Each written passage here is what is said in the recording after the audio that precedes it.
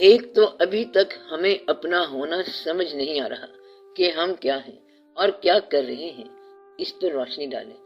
دوسری بات یہ ہے کہ آپ فرماتے ہیں کہ کسی کا گلہ نہ کیا کرو، لیکن بہت دفعہ ایسا ہو جاتا ہے، پھر ہم کیا کریں؟ زندہ لوگوں کو زندہ رہنے دیں اور جانے والوں کو جانے دیں، وہ اپنا کام کریں اور ہم اپنا کام کریں، کیونکہ in the middle of life you are in death and in the middle of death you are in life، یعنی اسی زندگی میں آپ مردہ ہیں اور اسی موت میں آپ زندہ ہوں گے۔ بس آپ چلتے جا رہے ہیں۔ آپ کے لیے موت کی تمنا ایسے ہی ہے جیسے کہ زندگی کی تمنا ہو۔ اس صورت میں کہہ سکتے ہیں کہ مجھے بڑا افسوس ہے کہ آپ ابھی تک زندہ ہیں، اور یہ افسوس کی بات ہے کہ you are yet away from paradise، یعنی کہ آپ ابھی بہشت سے دور ہیں۔ آپ کو یہ کوئی نہیں کہے گا کہ بڑی خوشی ہوئی ہے، آپ اللہ کے گھر پہنچ گئے اور سیف اینڈ ساؤنڈ بالکل خیریت سے پہنچ گئے۔ اس لیے یہ بات آپ صرف گفتگو کی حد تک کہہ دیتے ہیں کہ یہ اللہ کی مرضی ہے، حالانکہ حقیقت میں اللہ کی مرضی ہی تو ہے۔ اور یہ روٹین کی بات ہے کہ ادھر آپ بچوں کے پاس رہتے ہیں اور ادھر اپنے ماں باپ کے پاس پہنچ جاتے ہیں۔ ماں باپ بھی آپ کا انتظار کر رہے ہوتے ہیں۔ یہ زندگی میں ایک روٹین ہے کہ پہلے ہم ماں باپ کے گھر ہوتے ہیں، پھر ہم اپنے گھر میں ہوتے ہیں، اور پھر ہم اولاد کے گھر میں ہوتے ہیں۔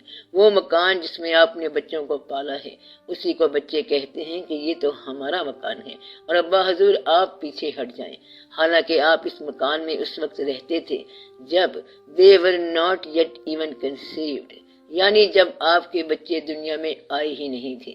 بچوں کے رویے سے ہمارا مکان میننگ لیس یعنی بے معنی ہو جاتا ہے۔ کہتے ہیں ابا حضور آپ تو ادھر ہی جاؤ، کیونکہ اب وہ کہتے ہیں کہ آپ انوانٹیڈ پرسن ہیں جو کہ مالک تھا، اور یہ بڑے غور والی بات ہے۔ تو جب آپ ماں باپ کے گھر میں ہوتے ہیں تو اس وقت اور پوزیشن ہوتی ہے، اور جب آپ بچے ہوتے ہیں تو وانٹیڈ ہوتے ہیں، یعنی ماں باپ آپ کو چاہتے ہیں، اور پھر جب وہ رخصت ہوتے ہیں تو پورا مکان آپ کے اپنے ہاتھوں میں دے جاتے ہیں۔ جب تک آپ بچے ہوتے ہیں تو والدین کا احترام کرتے ہیں، اور جب بڑے ہو جاتے ہیں تو والد سے کہتے ہیں کہ آج پھر آپ کہاں گئے تھے، جلدی گھر آ جایا کرے۔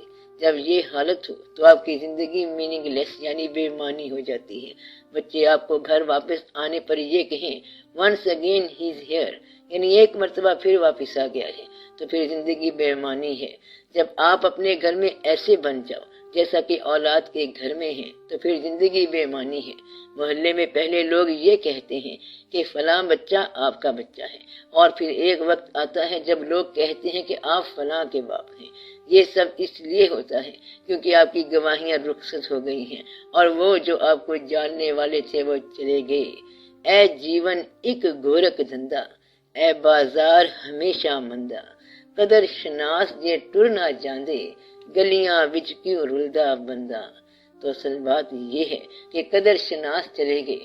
جب قدر شناس چلے گئے اور آشنا لوگ چلے گئے تو آپ کی کوئی شناخت نہیں رہی۔ then you are nobody، آپ کچھ بھی نہیں رہتے۔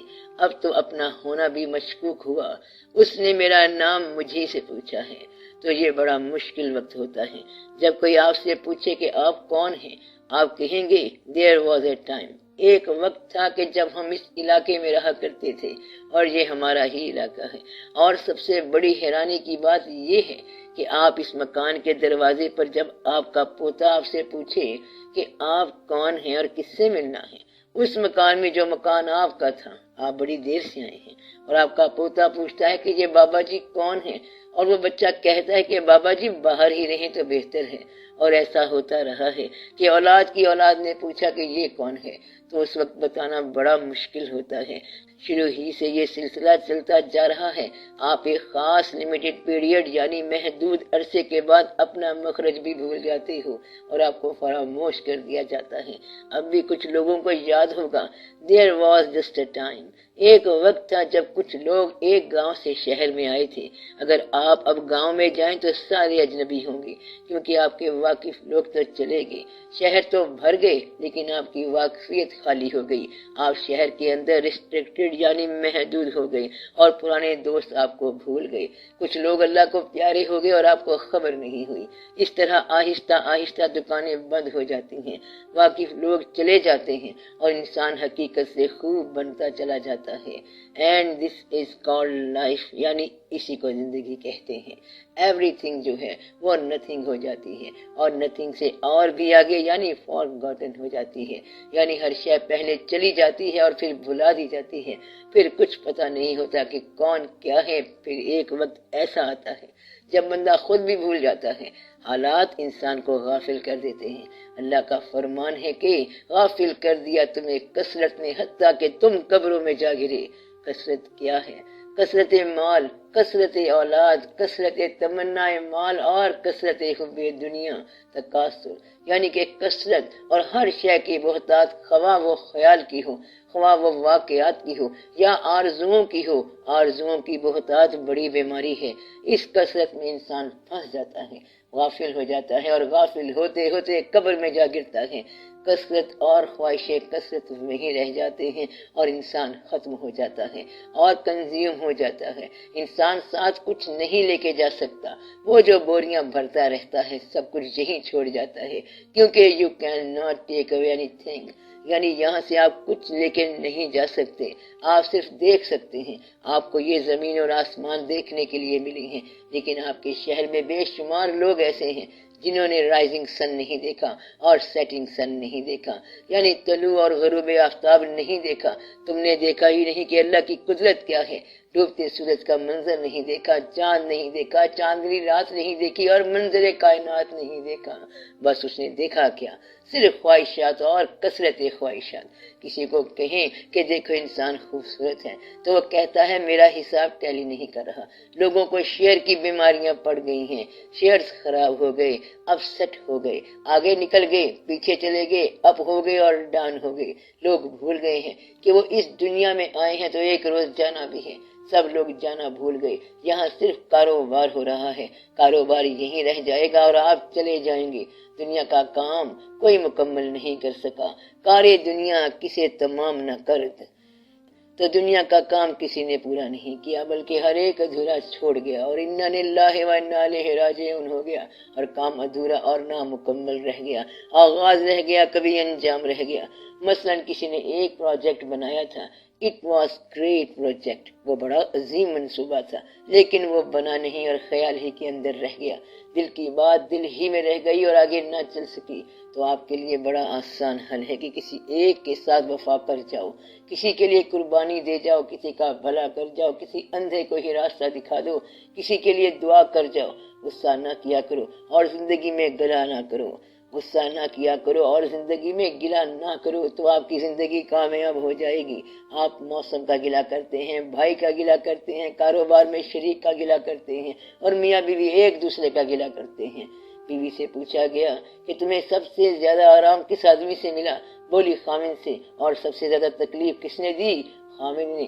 زندگی میں سب سے اچھا بندہ کون ہے؟ خامن. اور سب سے برا آدمی کون ہے؟ خامن. عجیب بات ہے کہ جس کے لیے جینا اور جس کے لیے مرنا ہے اس کو یہ کہتے ہیں، یعنی آدھی زندگی ایمان اور آدھی بے ایمانی. زندگی میں تو گلے بھی ہوتے ہیں، رنجشیں بھی ہوتی ہیں، الزامات بھی ہوتے ہیں اور شکوے بھی ہوتے ہیں. بات میری خاک تم سن کر چلے، سینکڑوں الزام مجھ پر دھر چلے. ایسے آنے سے نہ آنا خوب تھا، شام آئے شب سے پہلے گھر چلے. آپ جس کا گلہ کرتے ہیں دراصل اس کو اپنی نیکیاں دے رہے ہیں. اس طرح آپ کی عبادت رائے گان گئی اور جس کا گلہ کر رہے ہیں اس کو آپ کی عبادت مل گئی. گلہ کرنا دراصل غیبت ہوتی ہے اور غیبت یہ ہوتی ہے کہ کسی آدمی کے بارے میں وہ بات کرنا جو اس آدمی کے منہ پر آپ نہیں کہہ سکتے. اللہ تعالیٰ کہتا ہے کہ غیبت کرنا ایسا ہے جیسے تم اپنے مردہ بھائی کا گوشت کھا رہے ہو. یعنی غیبت ایسے ہے کہ پہلے تو بھائی مر گیا اور پھر آپ نے اس کا گوشت کھایا اور یہ بہت بری بات ہے. صحابہ کرام رضی اللہ تعالیٰ عنہ نے حضور پاک صلی اللہ علیہ وآلہ وسلم سے پوچھا کہ یا رسول اللہ صلی اللہ علیہ وسلم، اگر ہم برے شخص کے منہ پر کہہ دیں کہ وہ برا ہے تو آپ صلی اللہ علیہ وسلم نے فرمایا کہ یہ بے حیائی ہے.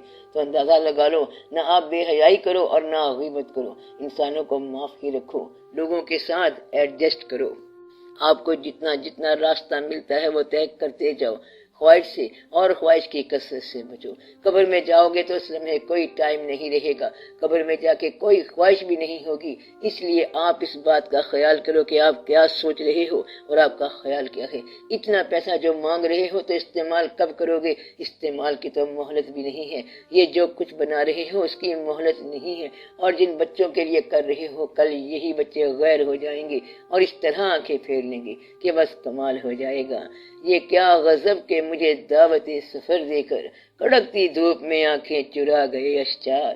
دعا کرو کہ اللہ تعالیٰ اتنی زندگی دے جتنی آپ استعمال کر سکو، اور سب سے بڑا کام یہ ہے کہ آپ لوگوں کے کام آ جاؤ، دین کے کام آ جاؤ، کوئی ایسا کام کر جاؤ جو آپ کو آگے جا کر ریسیو کرے، یعنی وہاں آپ کا استقبال کرے، جو آپ کو اور کہے کہ میں وہی اچھا کام ہوں جو تم نے کیا تھا۔ اپنی نیت پر بھروسہ رکھو اور سچے ہو جاؤ۔ آپ سچے ہو جاؤ گے تو آپ کو سب سچے بزرگ ملیں گے۔ یہ اصول ہے کہ جواری کو سب جواری ملتے ہیں اور جھوٹے کو سب جھوٹے ملتے ہیں۔ یہ کائنات کا اصول ہے۔ Birds of feather flock together, یعنی اگر کبوتر اڑ رہا ہوگا تو دو چار اور کبوتر اکٹھے ہو جائیں گے۔ یہ سارے قدرت کے کھیل ہیں، اس لیے آپ سچے ہو جاؤ، نیک ہو جاؤ اور شفیق ہو جاؤ۔ اللہ تعالیٰ نے فرمایا ہے کہ یعنی حضور پاک صلی اللہ علیہ وآلہ وسلم اللہ کے رسول ہیں، اور جو ان کے ساتھ ہیں وہ کفار کے لیے شدید ہیں اور آپس میں ایک دوسرے کے لیے رحم کرنے والے ہیں۔ تو مسلمان کی خوبی کیا ہے؟ آپس میں رحم کرنے والا ہو اور دشمن کے لیے سخت ہو۔ اس لیے بھائی بہنیں، میاں بیوی، بچے اور ماں باپ آپس میں شفیق ہونے چاہیے۔ اس شفقت کا آغاز کون کرے گا؟ آپ خود۔ اس بات کا آغاز وہ کرے گا جو اللہ کو زیادہ پیارا رکھتا ہے۔ ایسا آدمی جو ہے وہ نیکی میں پہل کرے، اگر کسی پہ گلا بنتا ہو تو اسے معاف کر دے۔ معاف کرنے کی خوبی یہ ہے کہ اس کو دوبارہ یاد نہ کیا جائے، بس یہ سمجھ لو کہ وہ انسان ہے اور غلطی کرے گا، بلکہ ضرور کرے گا۔ آپ سے بھی غلطی ہو سکتی ہے، عین ممکن ہے۔ اتنی نہ بڑھا پا کہ یہ دامن کی حکایت، دامن کو ذرا دیکھ، ذرا بند اقوا دیکھ۔ اپنے آپ کو اتنا بلند نہ کرو کہ لوگوں کو حقیر سمجھو۔ لوگ اتنے حقیر نہیں ہوتے۔ ان حقیروں کے لیے پیغمبر رات بھر جاگتے تھے اور دعا مانگتے تھے کہ یا اللہ ان پر مہربانی فرما۔ کن پر؟ وہ جو اللہ کو یاد نہیں کرتے تھے اور پیغمبر کو بھی نہیں مانتے تھے۔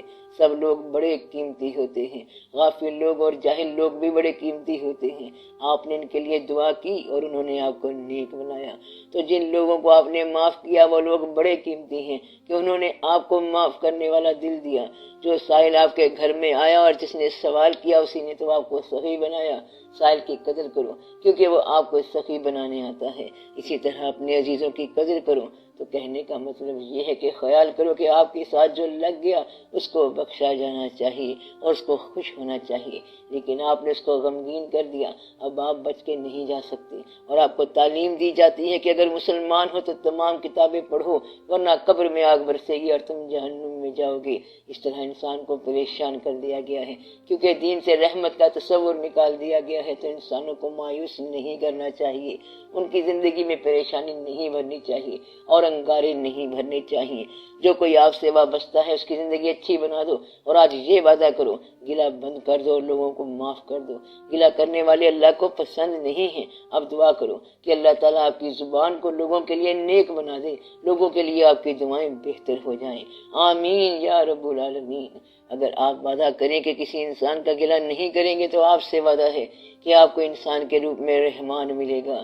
یہ پکی بات ہے کہ اگر انسان کا گلہ نہیں کرو گے تو انسان کے روپ میں راز ملے گا۔ اگر کبھی گلہ پیدا ہو جائے تو اپنے اللہ سے معافی مانگو کہ یا اللہ مجھے نیک کر دے اور میرے اندر گلہ نہیں پیدا ہونا چاہیے۔ آپ صرف اس آدمی کا گلہ کر سکتے ہو جس سے آپ کے خیال میں خدا ناراض ہے، اور یہ فیصلہ صرف قیامت کو ہوگا کہ اللہ کس سے ناراض ہے۔ لہذا قیامت سے پہلے گلہ نہیں کرنا، تو آپ مجھ سے یہ پکا وعدہ کر لو کہ کسی کا گلہ نہیں کریں گے۔